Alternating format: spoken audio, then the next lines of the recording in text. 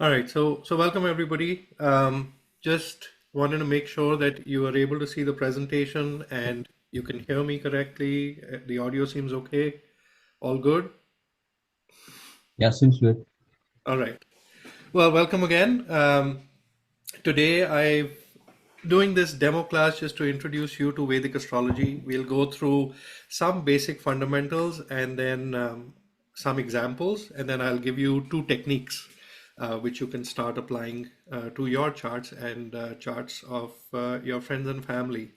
Now, I did send out an email which had two links of how to set up a Vedic astrology software on your computer if you haven't ever installed it before. Um, Go through those links after this presentation. If you've already installed it, great. If you haven't, I can help you out later. Just send me an email or get in touch, and then we can work together to see how this software can be installed. Because you need a software to start reading charts. And I know there are apps on the phone like AstroSage is one. There are other astrology apps. While they are okay, the accuracy that you get with a professional software is very different. So I recommend having a software on the computer when you want to do this. So I'll start with what our agenda is going to be today. So we'll go through quick introductions. We will talk about some housekeeping items, which I don't think are going to be too important, given that we don't have a lot of people who are here right now. But as people come in, we can remind them of those things. We'll go through some fundamentals with some examples. We'll take a break, and then we'll go through some powerful techniques. And then I'll give you an overview of the bigger course that I'm hosting and then get into questions. So, about me, my name is Samir. I live in Burlington, Ontario, and I've always been curious about occult and mysticism all my life. I used to do magic when I was a young child, and I visited astrologers growing up. I didn't understand what it was, but I was always curious about it. In 2012, my life changed, and since then, I started casting horoscopes, but I still didn't quite understand what I was doing. There was a sudden event that happened in 2017, after which I really got into astrology and started my formal study in 2018. I've studied with I started my studies with an astrologer called Mark Boney. He's from the K. N. Rao lineage, and then followed by learning different things from other teachers like Juan Paul Manley, Kapil Raj, Ashutosh Jar, Deepak Sharma, and Sandeep Tyagi. I love astrology. I cannot stop studying astrology. I'm thinking about it constantly every single day, and I love to teach. So I'm trying to bring those two passions together. Now it's your turn. Please take a moment to introduce yourself. Here is some questions that can anchor the discussion. Tell us your name, tell us where you're from, and what sparked astrology for you. Why are you interested? You can raise your hands and well, just go in order. I'll call out your names and then you can start. And just have fun. So with that, let's dive into it. Um, all of us can relate to this circular loop that we are all part of. Some call it the cycle of birth and rebirth. But one thing's clear is that throughout our life, we are experiencing one of these three states. So you're either happy, or you are struggling, or you are sorrowful. If I was to take a very, broad overview of life, this is what I would map it to. Now, what's interesting is that the places where these come together, the joining points, you can go from happiness to struggles, you can go from happiness to sorrow, you can go from sorrow to struggles, and vice versa. We don't know what the next moment holds for us. We don't know what the next month holds for us. We don't know how these transitions are going to take place. But what an astrologer can help you do is understand what this cycle means. They can help you determine the quality of these events. They can help you understand what kind of events are going to be, whether they fall into the happiness bucket, sorrow bucket, or struggles bucket. They can determine the strength and the intensity of the events that are going to happen based on these three buckets. They can determine the manifestation of the events, whether they're going to manifest on an emotional level, and a physical level, at a spiritual level. An astrologer can predict the timing. And most importantly, an astrologer can help you prepare for these events in the future. So, if you're interested in astrology, that is the goal of an astrologer. Yes, recommending remedies is part of it, but misguiding people is not part of it. Telling somebody something to make money is not part of it. And there are many astrologers that do that, but there are also many, many astrologers that don't do that. So there is a strong ethical component of being an astrologer, and it kind of revolves around these three things and how you help the native who's come to you for a consultation to determine which aspect of this is going to be active in the near future. Um, Give me 1 second. Yeah, so some of my slides are not showing up. Give me 1 second. Let's see what's going on. No, I think it's fine. So I wanted to start off by showing you how you can read a general horoscope, right? And at the outset, it looks pretty simple. It's just shapes, triangles, squares, etc. But there's, of course, more to it. So in India, we've got many, depending on where you are from, people either look at the North Indian style chart, which you can see on the left hand side, or you look at the South Indian style chart, or you can also look at the East Indian side chart. So every part of India, every direction of India has their own kinds of chart. There is also a West Indian side style chart. In this discussion, we are going to focus on the North Indian style chart because that's what I learned with. I also sometimes use the South Indian chart, but that's only for very specific subjects and topics. So a North Indian style chart is what you see in blue. It's made out of these diamonds and sections, and we will elaborate on what all it contains and how you start reading it. Here, I wanted to show you the orientation of the directions for a North Indian style chart. So this is a bit confusing because you are not looking up, you're not looking straight, you're actually looking towards the north on the right hand side. So if you see the native over here, this is you. And the sun rises in the east. So the North Indian style chart, east is always in the top. And then it goes like this. The sun rises and sets. So north, which is going to be some people call it mid heavens or the noon time, is actually this area in the sky. And then the west is going to be down here. When the sun sets, you can't see it. All of that is this section or this half of the chart. So just to orient you and mapping the sky to the chart, it's always helpful to have this visual in mind when you're looking at the chart. And also when you start getting into zodiacs, how the zodiac kind of maps to this whole piece becomes much easier. Next, I'm going to go into houses. This is the most basic fundamental of reading birth charts. We are going to go through what a house is, why it's important to read houses, and then we'll get into an exercise of how to read a house.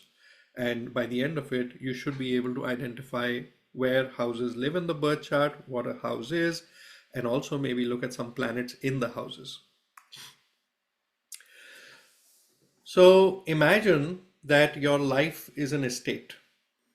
Okay, it's a beautiful estate. Things are prospering, things are growing, things are declining. Again, going back to the happiness, sorrow, struggle analogy that we kind of determined earlier. This is a beautiful image I got from ChatGPT. It shows various gardens, it shows a big estate, and then you see at the top there are some elements that are influencing this whole scene or this whole estate. You see the sun over there, you see the moon over there, you see some butterflies moving about, you see some people coming into the garden, you see water around the garden. All these external influences can be thought of as a dynamic ecosystem that always constantly affects your life. How does it do that? So you've got 12 gardens, okay? And your life always gives fruits from these 12 gardens. Each garden has multiple trees, and each tree can bear different fruits. When you're constantly going through life, these fruits are what you are getting, not getting, or maybe sometimes you're getting a rotten fruit. So keep that visual in your mind when we go ahead. It helps to understand how the house is mapped to a chart. And if you're confused about something, need clarity again, just pause me and I can go over it again. External factors influence these gardens. So this particular garden that you see in the image, imagine this is somebody's birth chart. And it's an image, it's a snapshot when they were born. Looks like their garden was prospering. All 12 gardens are prospering, everything is green, everything is nice when you were born. But this snapshot is going to look different for different people. Maybe there was a storm coming. Maybe some of the gardens were rotten at that time. Maybe there was weeds growing in some of the gardens. So when somebody's born, the snapshot that is taken is your birth chart. All the elements are shown in the birth chart like that. And everybody's snapshot is different because at that time, globally, and where you were born, the factors influence your life or your gardens differently at that time. So if you were born in India, for example, in that city at that time, maybe the sun was not seen. So if the sun wasn't seen, that means that maybe the sunlight was not affecting or was not influencing one of the gardens in your life at that time, which becomes a static influence throughout life. So the sun is sunshine. The moon, think of that as moisture. The breeze, think of that as Mercury, responsible for sprinkling seeds of intelligence. The bees are Venus, procreating, having relationships with the flowers. Wildlife is Mars. You don't know what will happen suddenly. What wildlife is going to affect which garden? They come in, they eat something, they go away. That's Mars. The gardener is Jupiter. They are responsible to make sure that all the gardens prosper. It's the guru. They give the blessings. The soil is Saturn. It's the structure and foundation on which all the gardens are growing. In some places in your estate, the soil may not be as nutrient. In other places of your estate, the soil may be nutrient. In some places, in some gardens, because of maybe shade or trees or other elements that are part of your estate, sunlight may not enter or moisture may not enter as much as in other places or other gardens of your estate. So Saturn delivers the karma. That's why it's a karmic planet. All the planets are karmic, but Saturn in general is the foundation on which your life is built up. So whatever you are carrying from past lives, the karma, good, bad, struggles, favorable, unfavorable, Saturn is going to give you the foundation and will deliver the results for it. Rahu can be thought of as pests or wild or weeds, I would like to say. They grow, they're external things, you don't want them. They'll grow in different places. They're not part of your garden, but they still come in. So weeds would be a better example to think of garden, Rahu. And Ketu is an interesting one because you can't really see Ketu, but the garden experiences it. It's the hidden water reservoir that runs below the soil.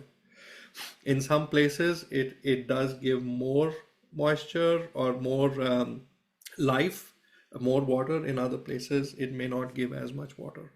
But overall, the idea being that your life is a dynamic ecosystem. If something is happening to you today, doesn't mean that it's going to happen to you every day, every month, every year. Things constantly keep changing.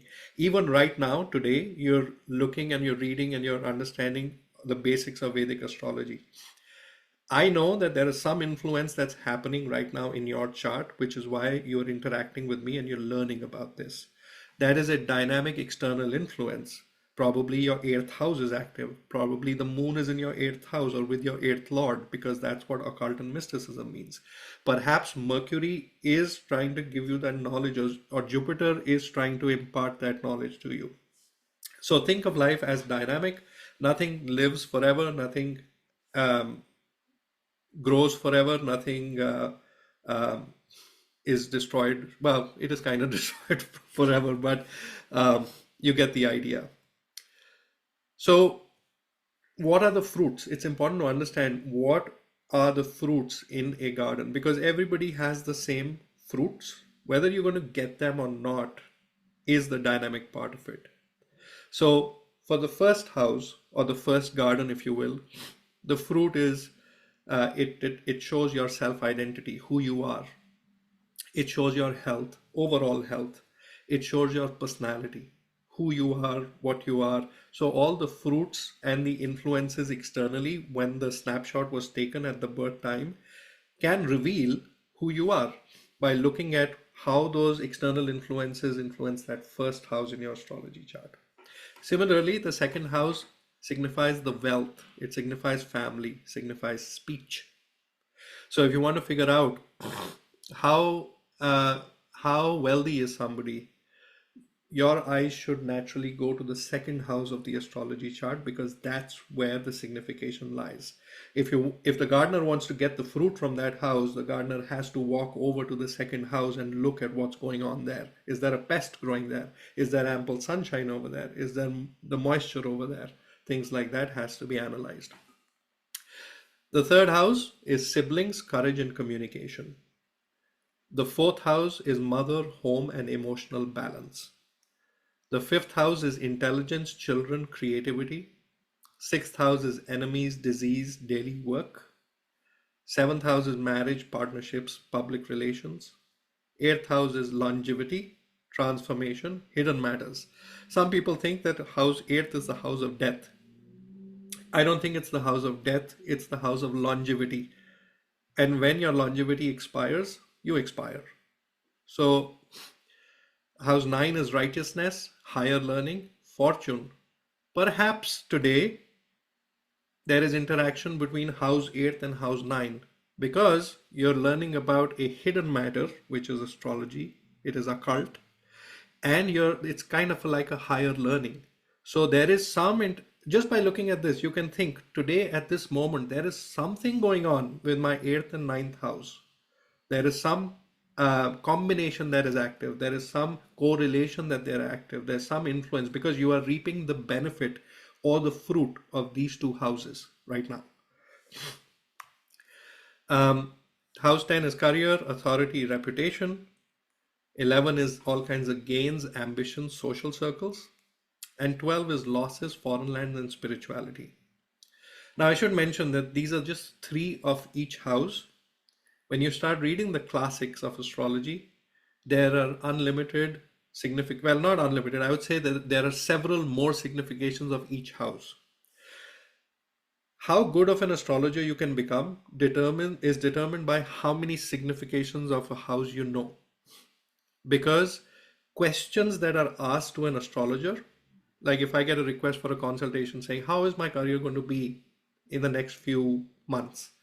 My eyes go directly to house number.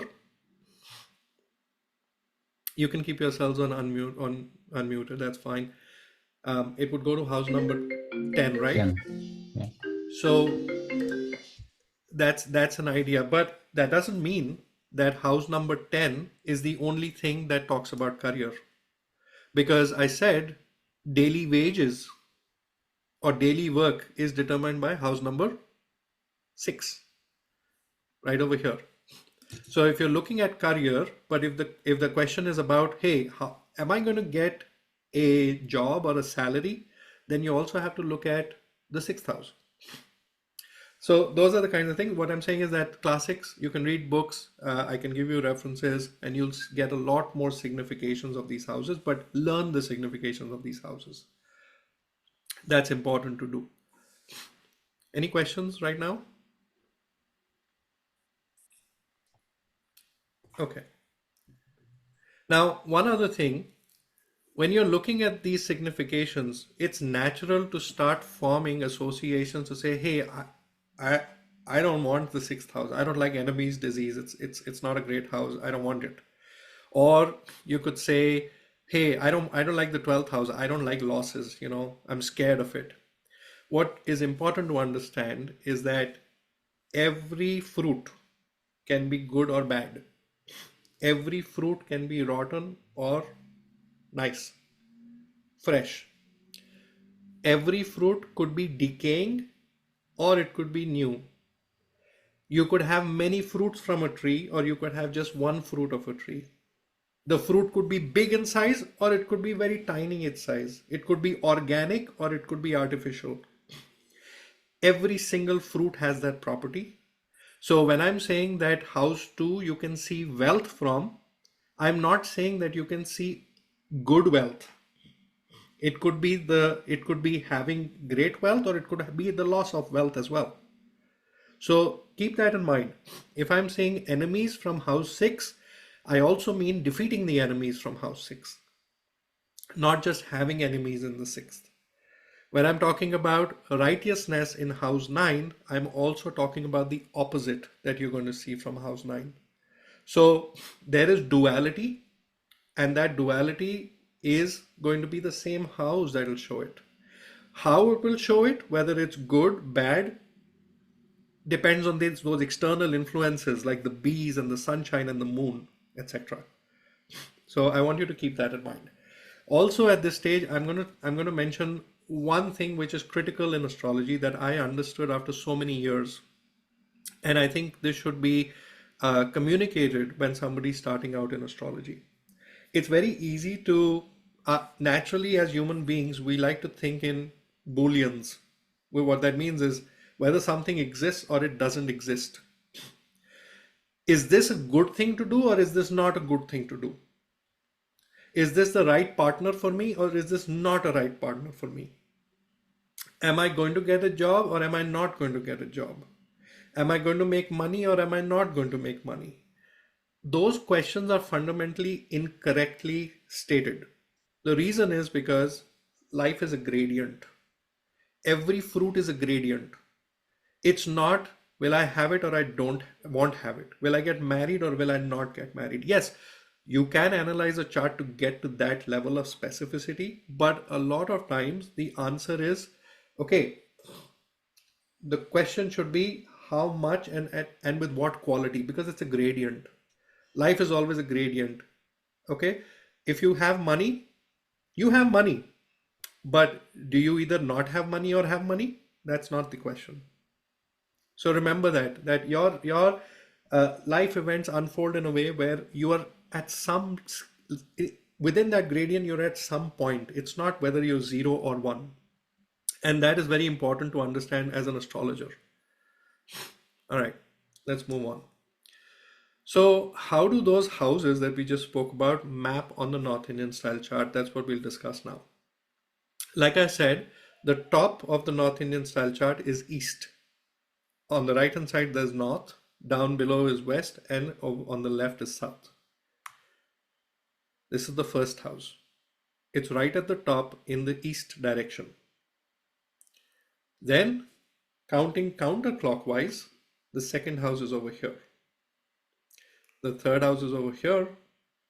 The fourth house is here. So on and so forth. Sixth, seventh, eighth, ninth, 10th, 11th, and finally 12th, where the cycle completes. This is a circle. Go ahead. Vidushi, you have a question? Yeah, sorry, is it not anti-clockwise like or you said clockwise, right? No, it is anti-clockwise. Yeah, okay, thanks. You're welcome. So this should make it more clear. That's how you will read it.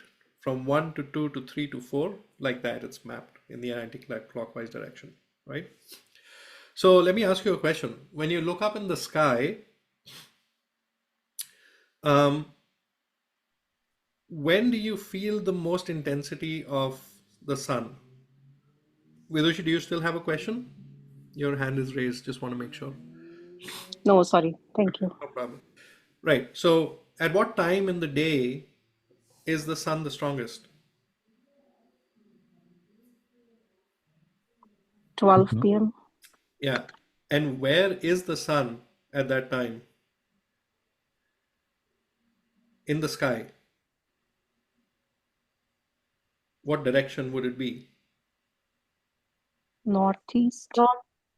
It would be in the north, right? It'll be right above your head. That's where it's the strongest. The sun, when you're reading a birth chart, has something known as directional strength. All the planets have directional strength. I'm giving sun as an example. The sun is the strongest in the 10th house because of that reason. Okay? We'll come to the planets soon, but I just wanted you to understand that then astrology is just not made up.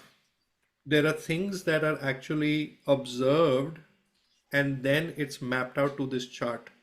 So sun having directional strength in the 10th house makes complete sense because when you look up, the sun is the strongest then. Okay? So it'll be influenced. Now, if somebody is born with sun in the 10th house, what can you say about their career? Because the 10th house is the career. Now, again, it's be careful. I'm not asking whether the career is going to be good or bad. What I'm saying is the career will be highly influenced by the sun and what the sun represents. Okay? So, why are you talking to Papa? All right. Listen, I gotta do a session, okay? Can you please? All right. Go. Go, come on, let me do it. Thank you. Um, so that's the direction. That's how you would read the house, always anti-clockwise. Now, I want to show you, and let's do a quick exercise. Which house is the ascendant in right now? 1. Yeah, that's right.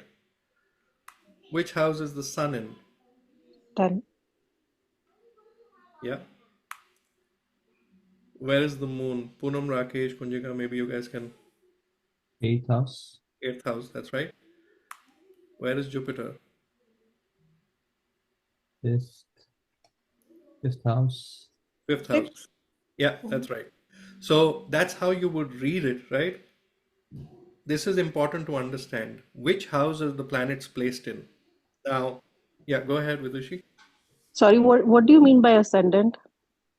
I'll come to that. Okay. If Yeah, even I have not understood this bit. yeah, That's hold on for a second. The first technique is just all about that. Okay. and I think when we're talking about this planet, this is like, is this transitions or is it at the birth for the planet Right now, this positions? is birth. Okay, got it. We are talking about just the birth. Transitions are more complicated, advanced topic of astrology. Right now, we are only talking about what At the somebody birth was born chart. with. Okay, got it. All right. I'll come to the ascendant in a second. Let's pause from the houses and talk about the zodiacs, and then we'll put all of it together. So, you've all heard the zodiac signs, right? You know about the zodiac signs. We've read the newspapers, we've read the articles. We know, okay, you're a Gemini, I'm a Gemini, this, that, and the other. And people try to do compatibility with friendships, with relationships, all kinds of things with zodiac. So, the zodiac becomes very important. Now, I should tell you that in Vedic astrology, at the time Vedic astrology was written, the zodiac did not exist. It's a very Western concept. Our sages and the seers, when they did Vedic astrology, they did not see zodiacs because they're imaginary lines. You look up at the sky, you don't see them. What you do see in the sky are stars. And the stars represent something called nakshatras, fixed stars. We are not going to go into the nakshatras today, but I just want you to understand that zodiac is not ours. It is Hellenistic astrology. It's the West. We have constantly, always just thought and looked at nakshatras. The modern astrology now talks about the zodiac. It is important. At a basic introductory level, you can get a lot of predictions through the zodiac as well. So we're going to go through zodiac right now. So here's the zodiac sequence. Just like the houses, this is something that you just have to remember. And it's important to remember what number associates and relates to what zodiac. Okay. So in sequence, the Aries, Taurus, Gemini, Cancer, Leo, Virgo, Libra, Scorpio, Sagittarius, Capricorn, Aquarius, and Pisces. 1 to 12. Okay. On the right hand side, you see the circle going from 1 to 12. Now, don't try to map this to the birth chart right now. It's just a representation. Okay. Remember this sequence. It's important. Now, what we are looking at is mapping the zodiac to the chart. So I want to contrast this with something because I know you guys have questions. On the left hand side are the houses that we learned about. The first house being in the east, the second house next to it, third house next to it, going all the way to the 12 houses. In the North Indian style chart, the houses are always fixed. They don't change. The first house is always going to be where it is on the left hand side, on the top, but demonstrated in the diagram, on the blue diagram. The 10th house is always going to be in the north. Because they are fixed, there is no reason for us to continue to represent the house numbers in a North Indian style chart. Okay? Which is why when you're looking at the diagram on the right hand side, you see the number 4 where you first saw the first house and the number 1. What these numbers represent when you look at a birth chart are the zodiac signs. Yeah. They're not the houses. So number 4 is in which house? First. Okay. And does anybody remember or know which zodiac Cancer. sign corresponds to number 4? Kirk or Cancer? Cancer, that's right. And we are getting closer to the definition of ascendant, but you see that ASC is in the first house. It's always in the first house. The planets move about, but the ascendant and the first house are the same thing. Yeah. So what ascendant's birth chart is this? Cancer? Yes, it's Cancerian. Cancerian. that's right. It's a Cancer ascendant's birth chart, and that's how you know. Okay, what Rashi, zodiac signs are called Rashis as well. What Rashi is rising in the 5th house?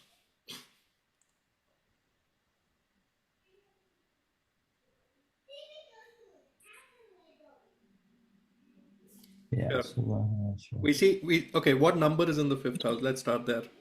Leo. 8, right? 8. Yeah. Oh, Scorpio. Yeah, 8 is Scorpio over here. So what Rashi is rising in the 5th house is Scorpio. That's how we'll see it. Okay. So is it defined like every 5th house is considered rising? No, in different Okay. ascendants, because the count goes left to right in a sequence. Yeah. Let's say that we'll go through examples. The zodiac rising in the 5th house is always going to be different for different ascendants because the count changes.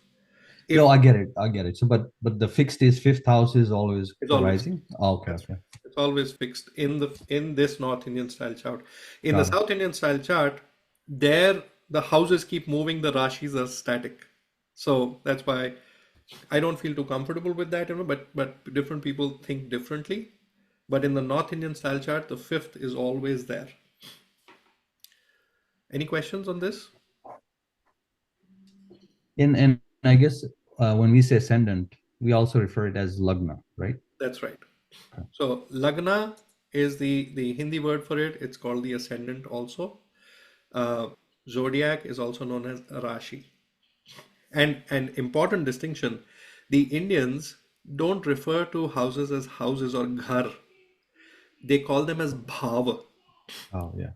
Bhava is a subtle abstract term to define not a physical manifestation. It's a bhav. It's how you feel about that area in the sky or how that area influences your life.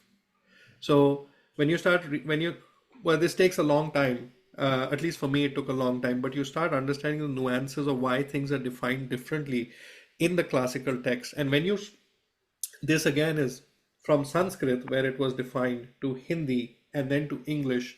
A lot of the meanings are lost in translation because sometimes you don't have English words that represent certain Sanskrit words. Yes, Vidushi. Sorry, can you explain bhav again? I did not catch it. Yeah, so the word house, we when we say house, we think of a physical space. But in the classical texts, they are not described as houses of physical space. They are described as bhavas. And a bhav is it's a feeling. It's something that's abstract. It's not physical. So this relates to again why moon is given more importance in Vedic astrology than the sun, because a lot of our experiences are on that conscious level, at the emotional level.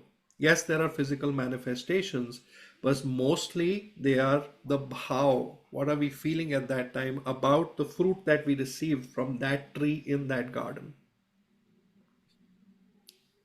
I hope that clarifies. Yes, it did. Thank you. Okay. So, can I Yes. ask a question?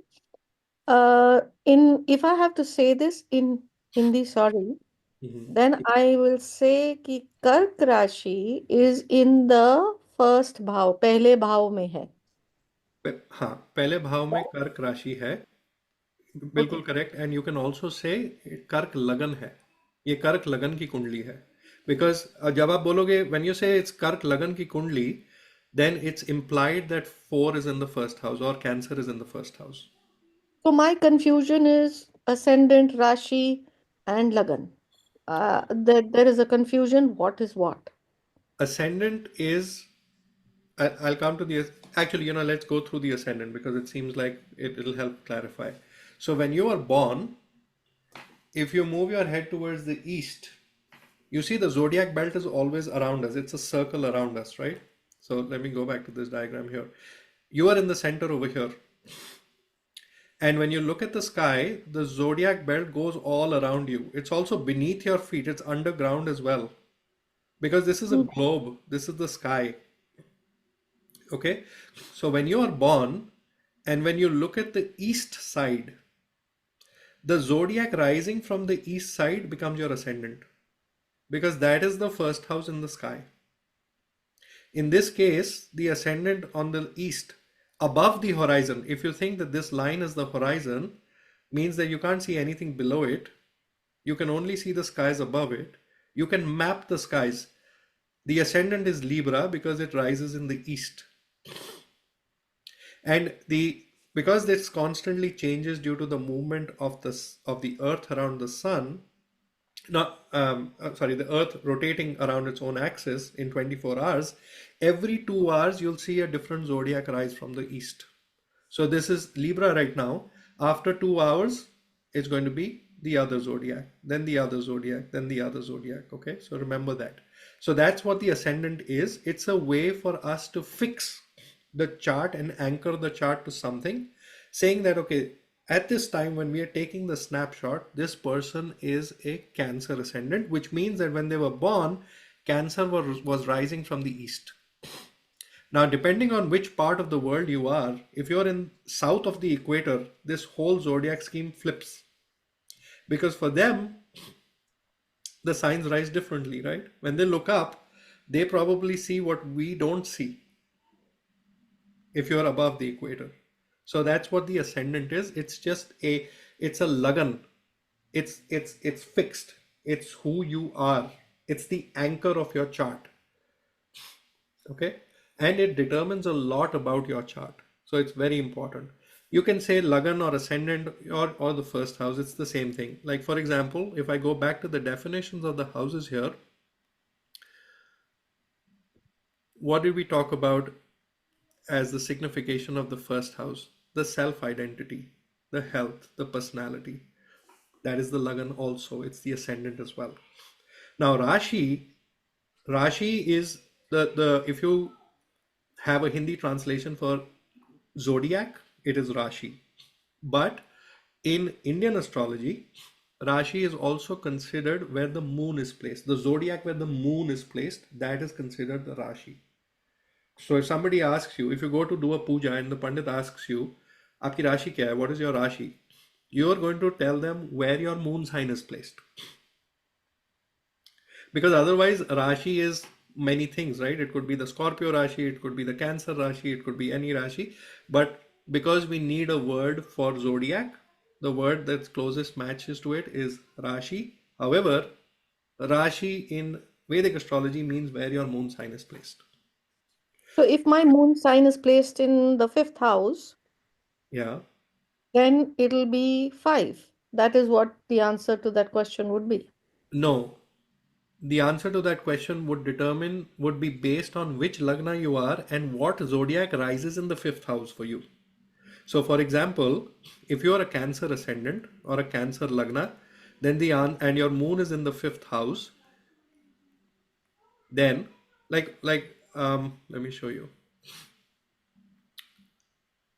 Here's a Cancer ascendant. Assume that your moon is in the fifth house. If somebody asks you what your Rashi is, you're not going to say 5 because that would be the same, right?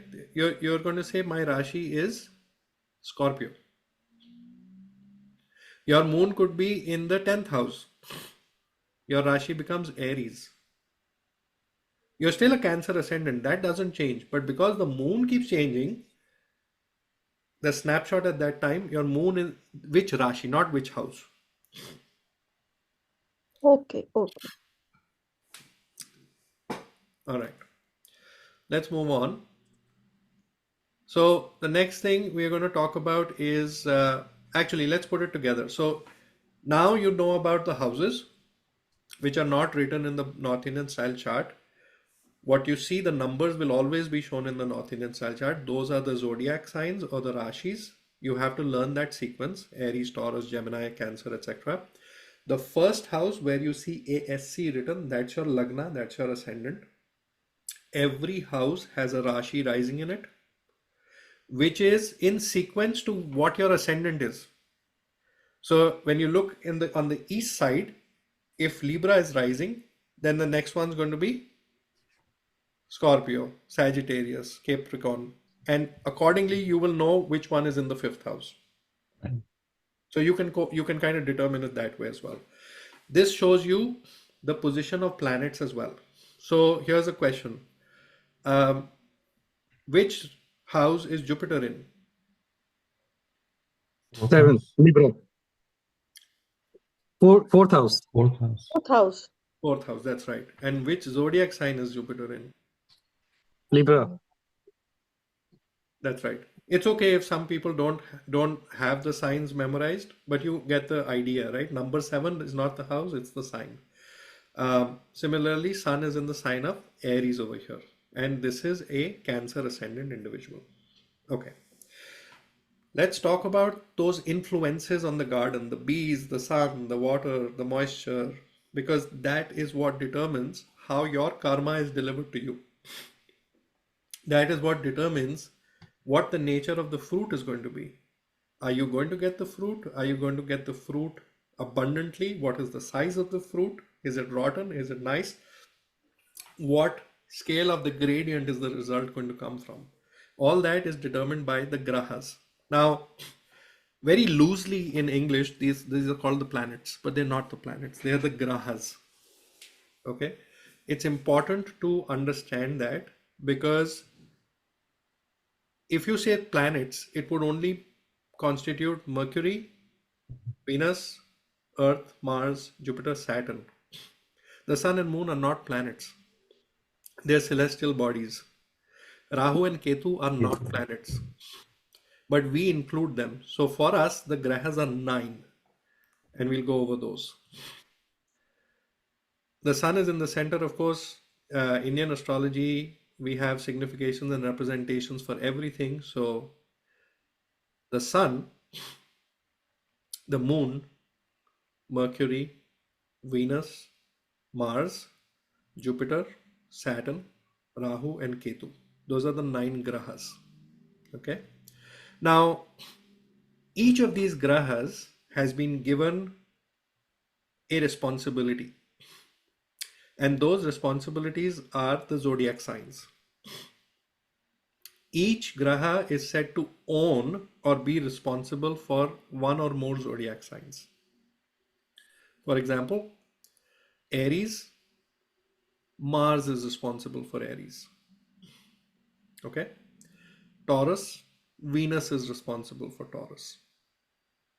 Gemini, Mercury is responsible for Gemini. Cancer, Moon is the lord of Cancer, or is the owner of Cancer, or is responsible for Cancer. You can talk about it like that. Okay. So we were looking at a Cancer ascendant chart right now.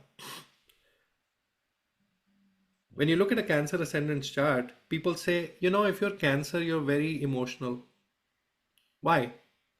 That's Because your moon. ascendant is the moon, and moon is never stagnant. It's always up and down and up and down, waxing, waning. 30 days of the month, it's like that. So a Cancer ascendant person is emotional because of that reason. Don't even have to see where your moon is. It's a property of the ascendant. It's the property of the sign Cancer, and when that becomes the lagna, that makes you that like that. Similarly, Capricorn. Okay, Capricorn is ruled by Saturn. So a Capricorn ascendant person is going to be very organized, structured, maybe work loving. Now these are generic themes. The influences determine how that fruit presents itself. Is it a pure fruit like orange, or is it like a kinu or a blended fruit? So that also depends. Like, is it a hybrid fruit or is it the pure fruit? Usually you'll get hybrid fruits. So it's important to learn the lords of the zodiac signs. This is again important to understand. Okay. When we get into these techniques now, we will go through each of them and see. We are going to determine the ascendant lord, and we'll determine and learn one technique related to the ascendant lord next. All right. So you can ask me questions. We've got 3 minutes before we get to break, and then we'll come back. We'll do the techniques.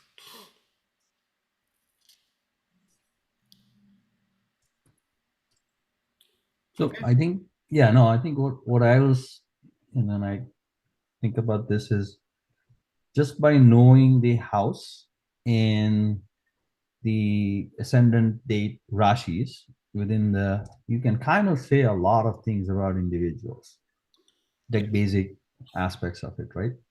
Yes, that's And true. it's actually very useful also from Vastu perspective to help people. Yeah.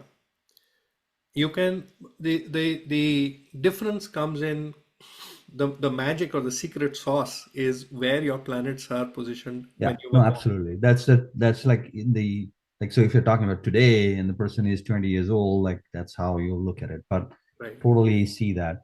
Yeah. But yes, you can like if somebody doesn't know astrology, you know what their lagna is. Yeah, you can be like, okay, um, sun is related to your creativity, Yeah, or yeah, your how do I know that? It's not sun in the house of creativity. It's just the fact that if you're an Aries ascendant, let me go back here. If you're an Aries ascendant, then the zodiac that rises for you, this is an Aries ascendant on the left, right? Assume that for a second we are not talking about the houses here, but it's actually the zodiac signs here. In this, one is Aries, two is Taurus. So this is an Aries ascendant chart. This is a Cancer ascendant chart on the right hand side. yeah, As an Aries ascendant, the zodiac that rises in the fifth house is Leo, number 5. Okay. yeah. And who rules Leo?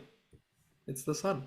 Sun. Yeah, And what does the fifth house represent? Because this is also the fifth house. So just so you guys know, for an Aries ascendant, it's very simple. The house and the zodiac are the same, Same. Yeah. which is why this chart of an Aries ascendant is also known as the Kala Purush Kundli. It is always active behind the scenes. Regardless of what your ascendant is, it's always active, which is also the reason when you see Saturn placed in one house, people say it's bad, it's going to restrict the houses. It won't. Because in the Kal Purush Kundli, Saturn rules the career and it rules the gains.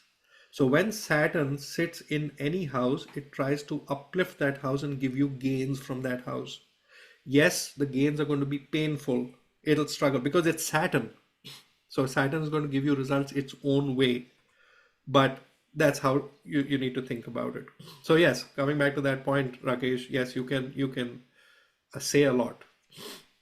And that's where the art of astrology comes in.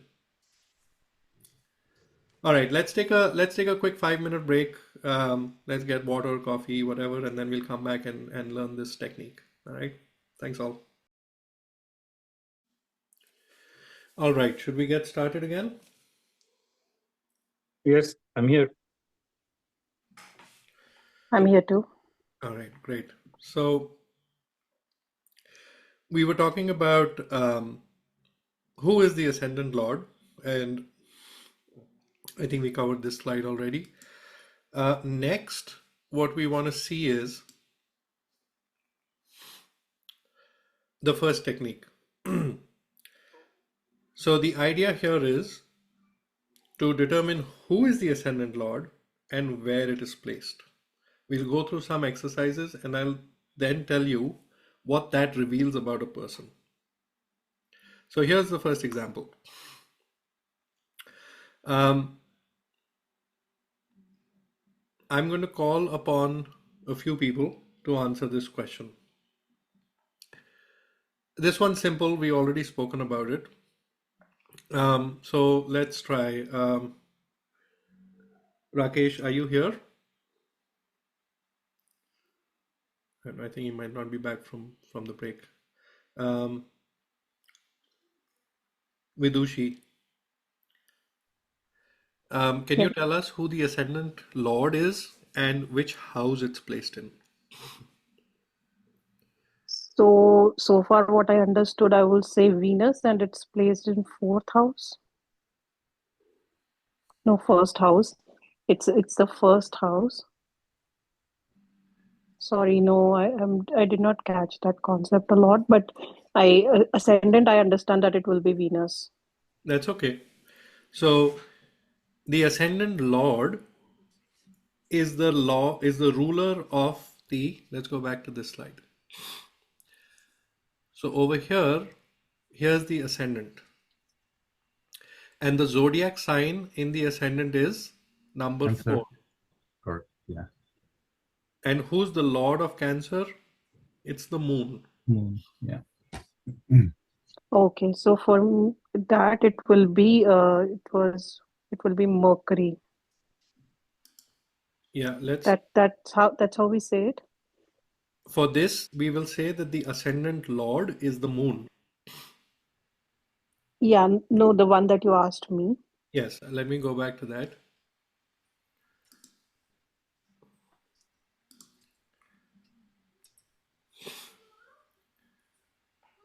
Over here, there's still number 4. It's the same sign that we were talking about. So the lord still remains the moon. Yeah.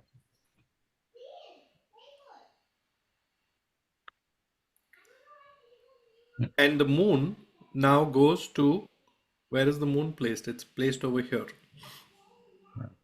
So the second question is, we've identified the ascendant lord as being moon based on the table that we just saw. And where is the moon placed? It's placed in 12th this house. house, in the 12th 12th house. house being the 12th house. Because this is the first house, remember? Second house, third house, fourth house, fifth, sixth, seventh, eighth. Let me see if I can give you some learning guides here, which might help. So moon is in the 12th house, Yeah, right? moon is in the 12th house. You got it. Yes. So Here is the reference of the houses.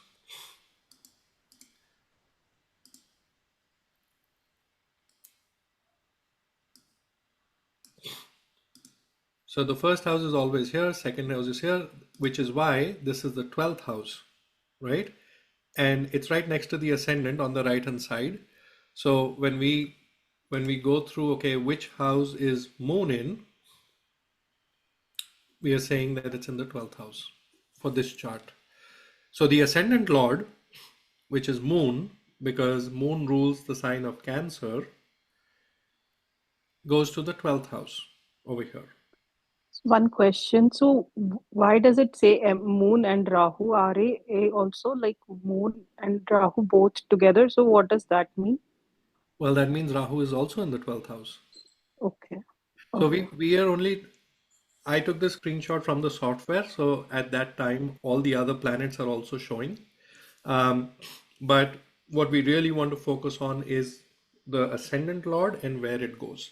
Yes, if you see another planet in that space, and if you're able to identify the house, then you can say, yes, that house, that planet is also in that house. Now, the dynamics of those two together, what that means, all that stuff is advanced stuff. We'll get into that in the course. Yes, you have a question? But this is saying ascendant Venus. So the Lord would be moon again? Yes, because what this means is that Venus is in the first house, but Yeah. it's not the lord of the first house. The lord is always of a sign, of the zodiac sign, which Okay. rises in the first house. In this case, that is Cancer. Let's look at another example. It'll get clearer. What I would recommend is that on a piece of paper right now, if you can, just note down the 12 signs. One is Aries, it's ruled by Mars. Two is Taurus, three is like, and then you'll be able to juggle. I can go back and forth in the slide as well, no problem. All right, this one. Let's see who I want to call upon now. Poonam, how about you? Tell us which is the first house. This is Mars ascendance chart, right? No. Gemini, I think. This is, let's say, Emmy? Gemini Mithun. yeah, let's say that, tell us what number is, let's start step by Yeah. step. What number is in the first house? 3. So that is the ascendant, not the planet you're seeing in the first house. Okay. Okay. So So you can 3. Now, say right now, this is a ascendants chart. We don't have, because you may not have learned the rulership. So you can see this is the 3 ascendant, and I will tell you what, or somebody else can tell you who rules 3. 3, I don't know. Mercury, Buddh. Mercury. Okay. Yes. So Mercury is in the third house, right? Let's see. Let's count. Okay. So we always count counterclockwise. This is the first house. So 1, 2, 3, 4, 5, 6, 7, 8, 9, and 10.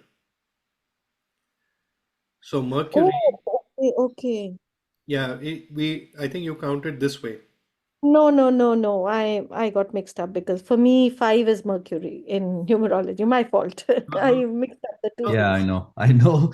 I know. There's a lot of mix of concepts. I know. Yeah. So it's in the 12th house. Yes. Mercury is in the 12th house. Right. It's in the 10th 10th house. house. 10th It's in The the, house. 10th house. it's in the 10th house, and the zodiac sign in that house, which is rising, is 12. Hmm. Because remember, the numbers don't denote the houses, the numbers denote the signs.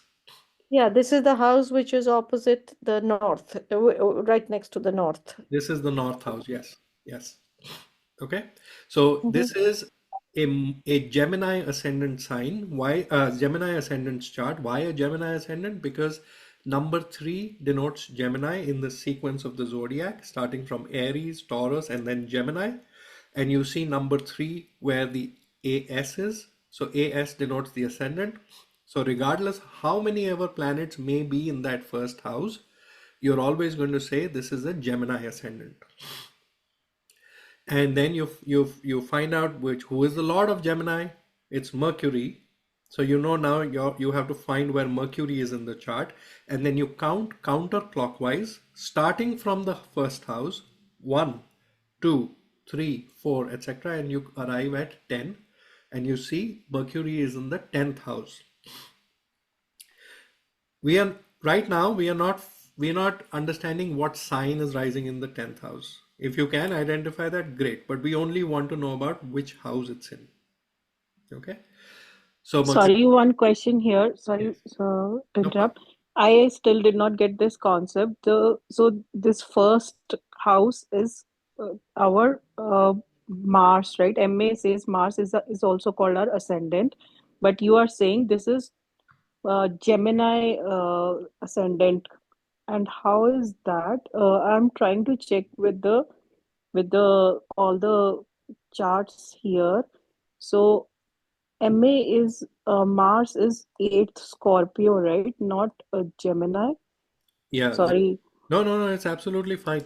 This is exactly why we are learning. So let me see if I can give you some annotations here which might help. Um, do you see my mouse cursor? Do you see the cursor? Yes. All right. So let's go back here. I think it'll help if we go back.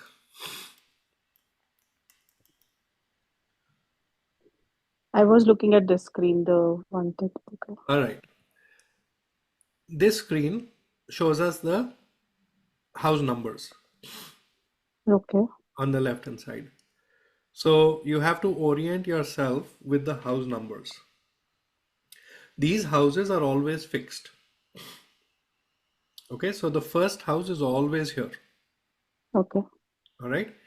Now, in a North Indian style chart, we don't write the house numbers. What we write in the North Indian style chart are the zodiac sign numbers, like this. So in the previous one, and this might be helpful, here is the previous one where we are seeing the house numbers. So this is the first house, this is the 12th house, this is the 10th house, right? And we read counterclockwise 1, 2, 3, 4, all the way to 12 over here. On the right hand side, you suddenly get a little bit of a confusing picture because now, well, you don't see number 1 over here, you see number 4. And I'm saying that the houses are fixed. So how did that change? Well, it changed because this is just for learning purposes. I am demonstrating the numbers to you so that you can understand which house lies where. But when you open this astrology software, you will not see the house numbers in a North Indian style chart. You have to remember them because they're fixed. All right. So over here, we are saying that it is ASC, it's the ascendant. Ascendant is always fixed. And now we see that number 4 is over here. Number 4 in the zodiac sequence belongs to the sign of Cancer. So whenever we say what ascendant this is, we will never say it's a planet's name. We won't say it's a Mars ascendant. We don't say it's a Venus ascendant. We don't say it's a moon ascendant. What we say is it's the zodiac name ascendant. So in this case, the zodiac name that is denoted by the sign of Cancer, by the number 4 is Cancer. So we say this is the Cancer ascendant. Now, we don't really care what planets are in the first house to tell a person what their ascendant is. So there could be Mars here, there could be Venus here, there could be Mercury here, there could be anything here. That doesn't change the fact that this is a Cancer ascendant person because the number 4 is there, and that's what defines what kind of ascendant it is. Vidushi, you with me till now? Yes. Yes, I understood till now. Okay, all right. So now when we move forward, we know that every zodiac sign is ruled by a planet, all right, which we saw over here in this list on the right hand side. This one, right? So we know that the number 4, if you see in the ascendant, that belongs to the sign of Cancer and its ruler is Moon. Okay. So when I see number 4 in the ascendant and I say, okay, what ascendant is rising or what chart is this? I'm going to say Cancer. I won't say Moon. But There could be another, when that snapshot or that image was taken at birth, there could be other planets in the first house because planets keep moving, the zodiac keeps moving, right? So that's what gives the rise to this scenario. Now I'm seeing, let's shift our discussion from the ascendant for a second. Now I'm seeing that in the 10th house, which is this one, because the houses are fixed, there is this number 1. That means that what sign is in the 10th house? Sun. No. What Aries. Oh, what sign? Aries mesh. Aries. It's you'll with practice, once you look at this again and again, it'll come. It's easy to look at the sun because it's right there. And we forget that we have to focus on the number there. So number 1 is Aries in the zodiac sequence. So Aries rises in the 10th house, and the planet Sun is also in the 10th house. got it. Okay. So now let's get a little more complex. Coming back to this example, Vidushi, what number do you see in the first house?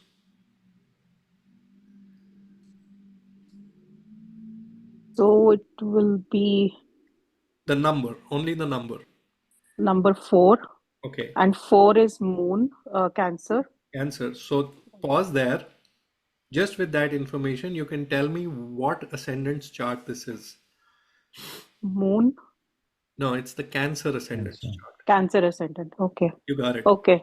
Now I understand. Thank You you get so it? much for repeating it. But No, absolutely. what is this AS and VE means? That other planets are also there, but the ascendant will always be number 4 here. That's right. Well, AS means ascendant. It's an abbreviated ascendant. So it's always in the same place, right? Okay. Now got it. Venus is another planet. It's Venus. It's short for Okay. Venus. Okay. Understood. Thank you so much. No problem. So coming back to this one, this is a Gemini ascendant's chart because the number 3 denotes Gemini, and Mercury goes all the way to the 10th house, not to the 12th house. Because remember, 12 is not the house, it's the zodiac. It's the sign, Pisces. Okay, so let's continue. Vidushi, you want to, well, this is the same one. Vidushi, you want to try this chart?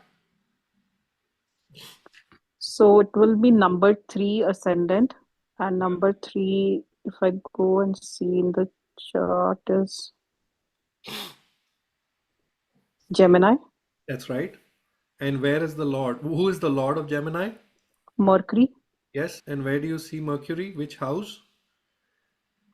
So I see Mercury in 12th house. Again, Oh, 12 sorry. So is Mercury will be 3rd house, like where the ascendant is. so Mercury, you have to count like this. This is the first house, 1, and then this is 2, this is 3 because we are counting counterclockwise. 4, 5, 6, 7, 8, 9, and 10. So Mercury is in the 10th house. Okay.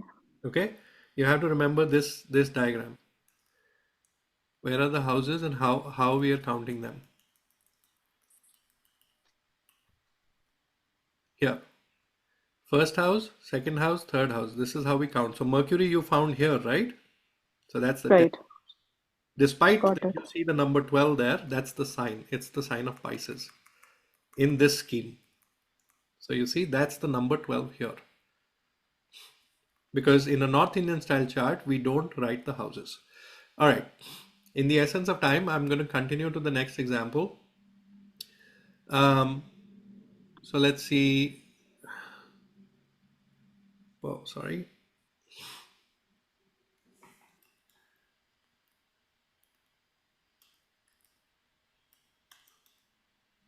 All right, let's do this one quickly.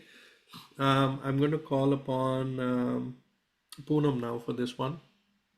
I think Rakesh, you got it, so I'm skipping you.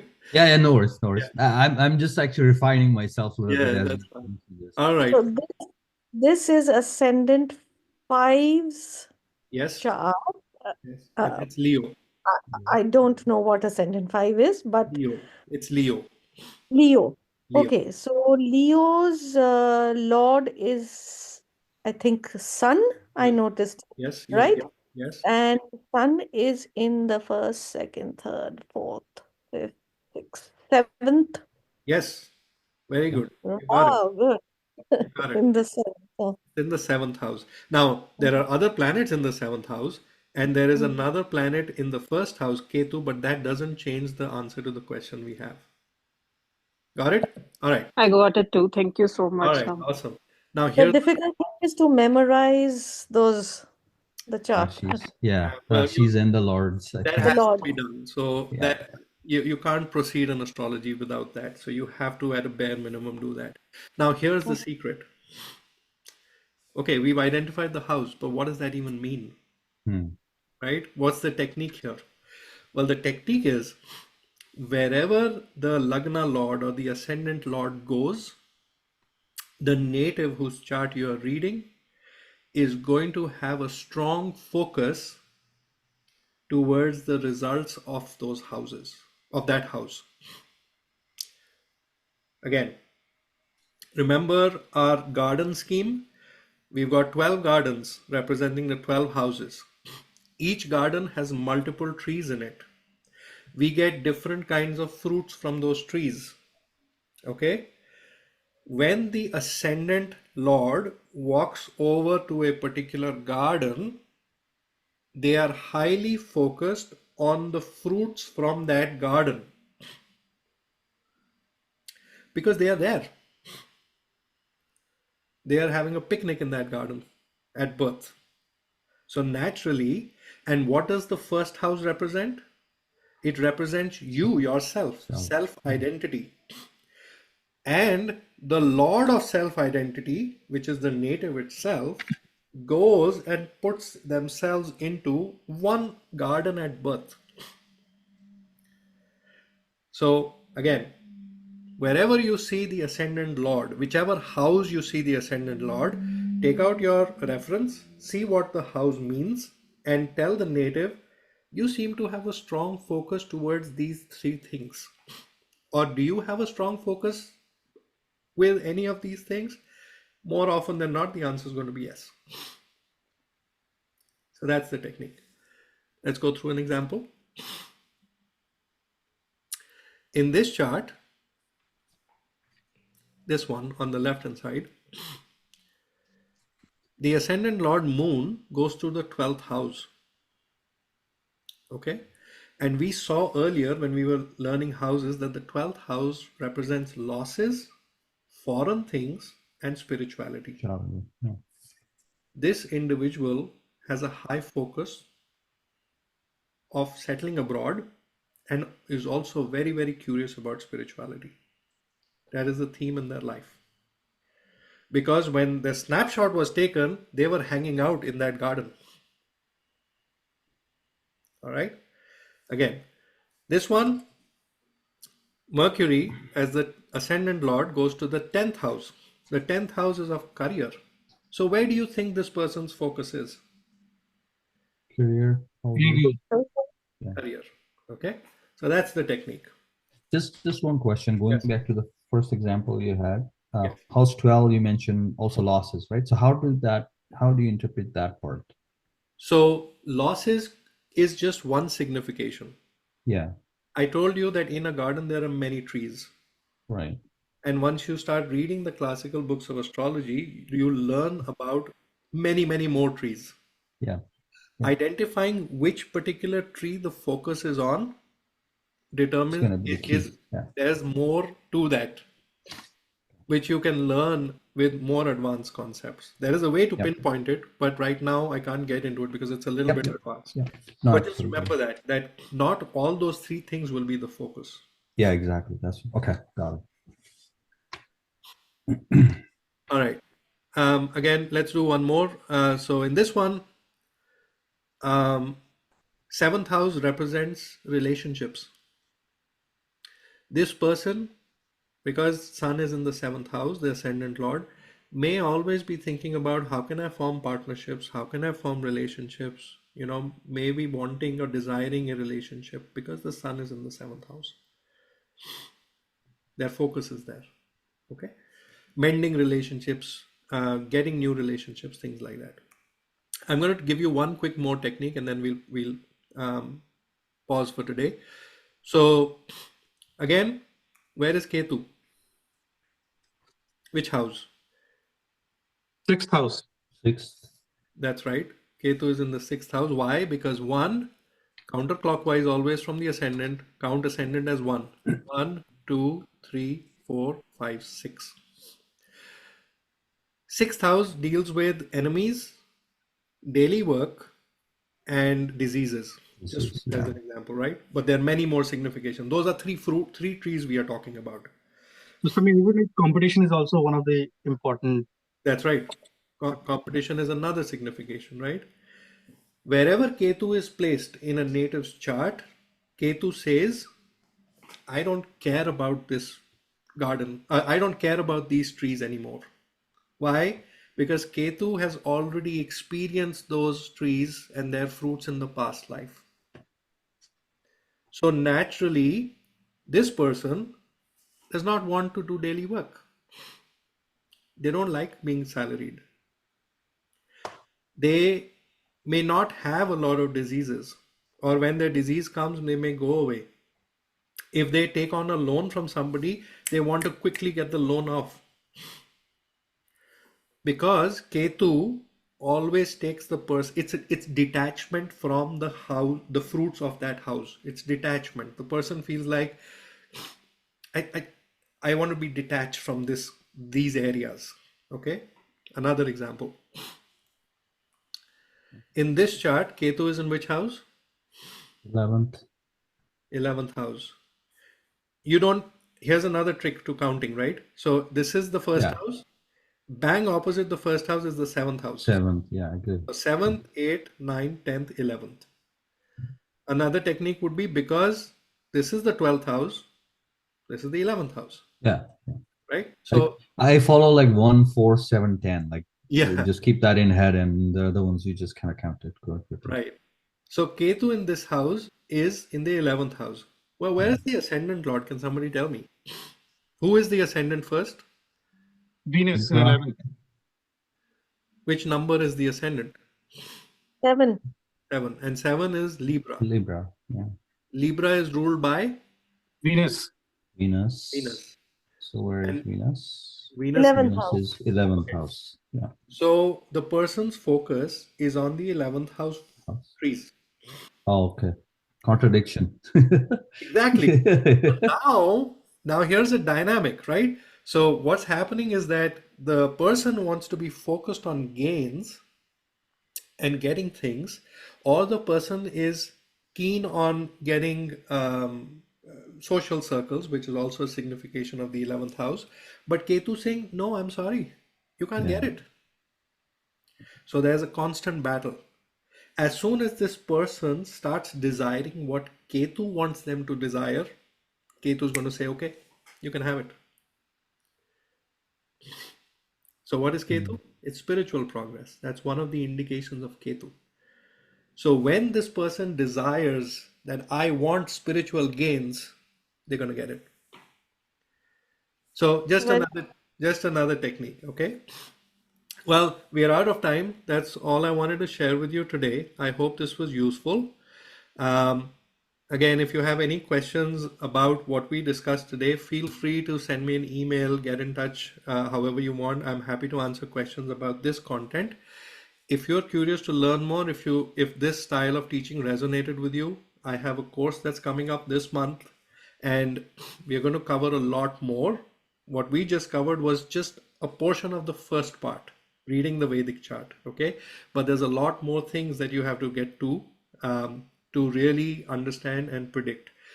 Things like, okay, what if Venus and Ketu are together in the 11th house? So here's the QR code for the course. This will take you directly to the course. There's a sign up form over there that you can fill out.